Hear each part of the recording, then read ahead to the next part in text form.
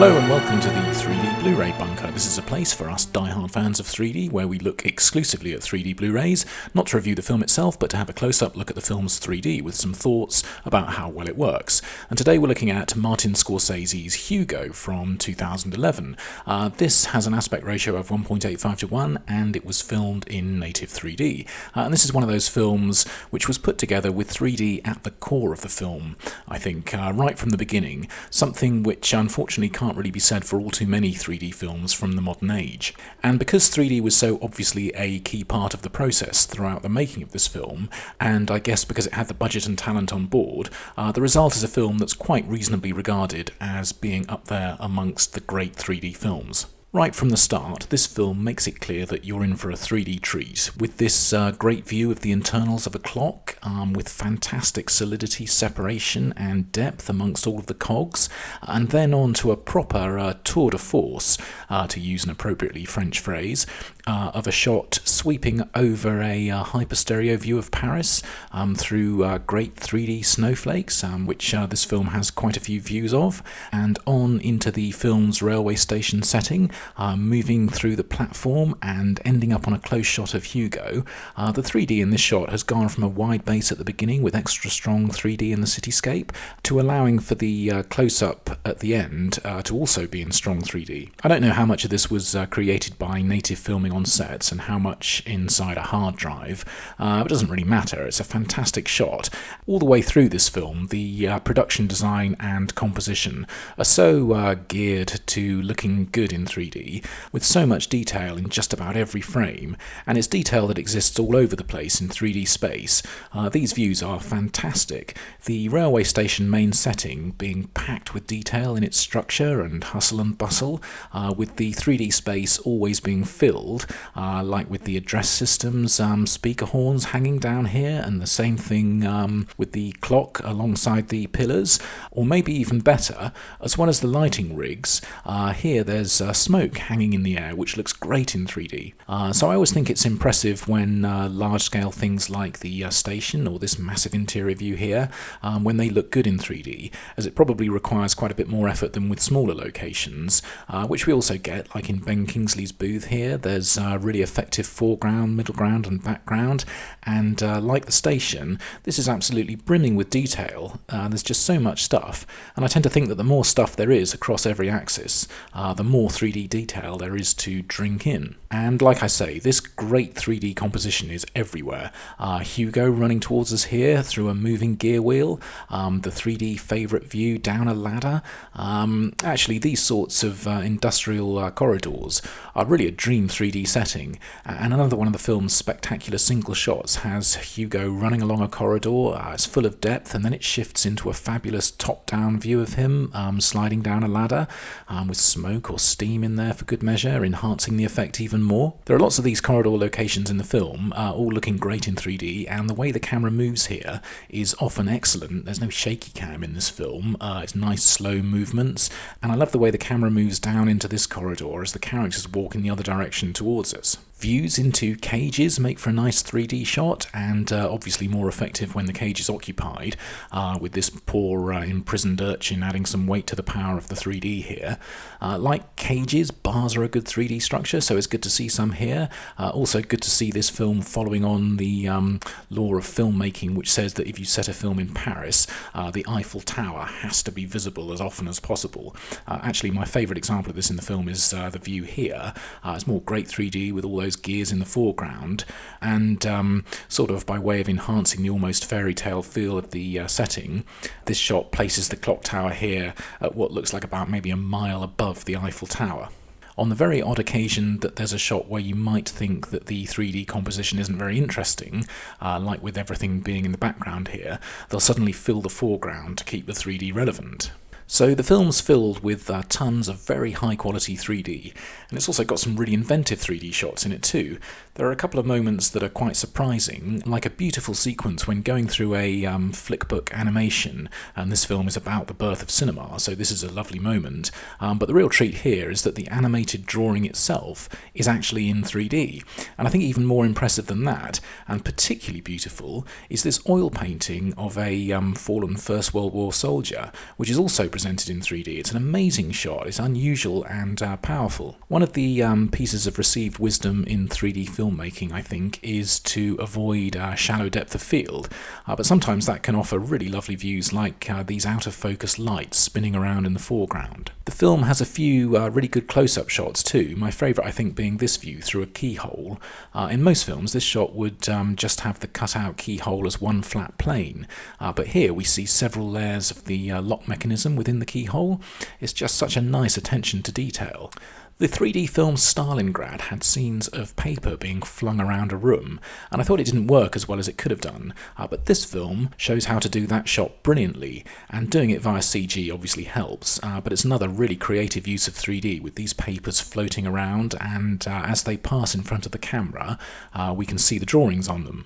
There's other really creative stuff too, like the beams of this movie projector coming out into 3D, and it actually makes me almost miss those pre-1990s days of the cinema when they, kind of unbelievably now, let people smoke, and the beams of light used to dance around in the smoke in a mesmerising way. It's the same sort of thing here, perhaps even more relevant dramatically, as Hugo is embraced by the three-dimensional beams of the projector's light and sort of literally engulfed by the film he's watching. This is all fabulous stuff, and I guess it's worth mentioning that whilst Scorsese probably got most of the credit for creating such a 3D classic here, the stereographer was a guy called Dimitri Portilli, who a couple of years later would go on to work on the young and prodigious T.S. Spivet, which I think makes for a great double bill with Hugo, as being two of the great 3D films from this, or any really, era. It's funny how they actually share some similarities. Despite being made by two very different directors, they're both told through the eyes of a young boy, even though neither of them are exactly children's films, and funnily enough they both feature a shot of a prop sword, and I don't mean a movie prop, but it's actually supposed to be a prop within the film, a prop sword being thrust out of the screen. They also share a very similar superb shot of somebody moving in closer and closer, with the 3D effect getting stronger as he moves in. This has the effect of making the view more menacing, although I do think it was perhaps a little bit more successful in T.S. Spivet, since Sacha Baron Cohen's character in this film is for the most part just maybe a little bit too comical to be totally menacing. And like this film's other overt pop-out shots, these aren't the chuck-it-in-your-face super brief pop-outs, but they're ones that are held for a decent length of time. I suppose you could call that sword a bit of a gimmicky shot, same sort of thing with the neck of the guitar here. I don't think it could necessarily be argued that the pop-out in these views aids the storytelling as such, but there's nothing wrong with having some fun with 3D, which I think is what these shots are. And the same goes for the station inspector's boot here. His leg pops out of the screen nicely, and maybe the whole point of this shot is simply that it's fun. The film does use moments of pop-outs where they are relevant to the drama though, like this scene where the thing Hugo is holding emerges away out of the screen, and that's because it's a significant story point, so the 3D does a great job of adding to the power of the scene. Or there's this railway line jutting a good way out of the screen, which comes at another dramatic moment. And this same scene has another fantastic effect. It's something that's been used in a few 3D films, which is the zoom dolly shot, where the zoom is used in the opposite direction to the camera's movement to create that odd effect of stretching or squishing the image. It's been a cinematic mainstay from Vertigo through Jaws, and I think it's at its most impressive when you see it in 3D. And speaking of Vertigo, there's a Hitchcock-style cameo from those legendary eyebrows as a photographer here. I do think it's a tiny shame maybe that they didn't give him a stereo camera, as that would have been a fun little detail, but it's nice to see Scorsese all dressed up and looking like he's enjoying himself. And with Vertigo in mind again, there's a view that could induce that sort of feeling, with Hugo perched high up here, another sublime piece of 3D. So there was that view of the station inspector's face in stunning 3D, and faces do occasionally look solid, like Méliès here, although possibly the film's weakest 3D aspect, I think, is that a lot of the shots of faces can look quite flat. Like another time we see Méliès here, there's hardly any perceptible depth in his face at all. Same thing with Hugo here, looking a bit more two-dimensional than you might expect, particularly when the film's 3D is generally so great. There are some other views where you get that sort of cardboard cutout feel, like Hugo in this view appears quite flat, And if you're a Jude Law fan, or even if you're Jude Law himself, I suppose, and you want to enjoy a great 3D view of his face, weirdly, I think you'll find a more three-dimensional look at it in the post-converted 3D film King Arthur than the one we get here. And there are quite a few times when we get Hugo's point of view shot, but the view has very little 3D in it, like his view through the clock's number 4 here. Now, I get that if you're filming natively, you can't achieve much in the way of 3D in the distance when there's something else close to the camera, like here. But this is the digital age where you can do whatever you want, really. On the other hand, the view back to the boy through the number 4 is suddenly nice and three-dimensional again. And as always, I do completely understand that this film was made by some of the most talented 3D filmmakers there are, so these flat or flattish shots look exactly the way they wanted them to look. I'm just not sure that I really understand why they eased up on the depth quite so much. The character whose face probably gets seen in the most number of strong 3D views and popping out of the screen is the station inspector's beautiful Doberman, who also, just following on from this view, probably gets the funniest shot in the whole film. There are a few places where I wonder if a view's own three-dimensional cues, when seen in 2D, may sort of flatter to make the 3D initially appear to be stronger than it is.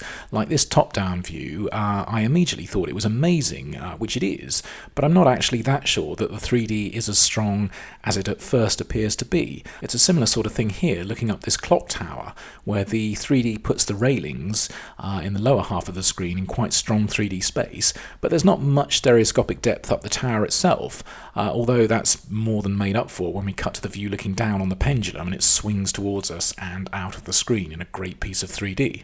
One of my favourite pieces of 3D in this film, and there's so much to choose from, is a sequence where little fireworks sparks go off in front of the action, with trails of smoke hanging in 3D space. It's a great scene, and it immediately becomes more powerful as it merges into an archive shot of a World War I explosion, which has been converted into 3D, along with some other World War I archive footage, which is all nicely done.